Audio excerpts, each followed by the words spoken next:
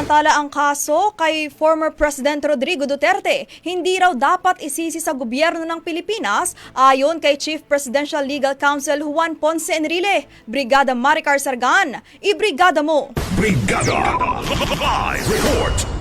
Iginiit ni Chief Presidential Legal Counsel Juan Ponce Enrile na hindi dapat sisihin ang gobyerno ng Pilipinas sa kasalukuyang legal problems ni dating Pangulong Rodrigo Duterte. Ayon kay Enrile, walang kinalaman ang batas ng Pilipinas sa kasalukuyang legal problem na kinakaharap ng dating Pangulo. Binigyang diin ng opisyal na ang pinakamainam na gawin ng kanyang mga abogado ay kumuha ng kopya ng mga kaso laban sa kanya mula sa International Criminal Court. Ito raw ay para maunawaan nila kung ano ang batayan ng utos sa pag-aresto sa kanya.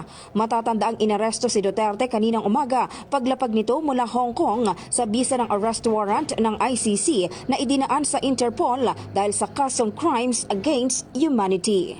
In the heart of changing lives, ito si Brigada Maricar Sargan ng 105.1 Brigada News FM Manila, the Music and News Authority.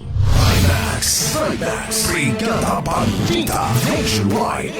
Ang bahaging ito ay hatid sa atin ng Drive Max Coffee. Ligayang tuloy-tuloy.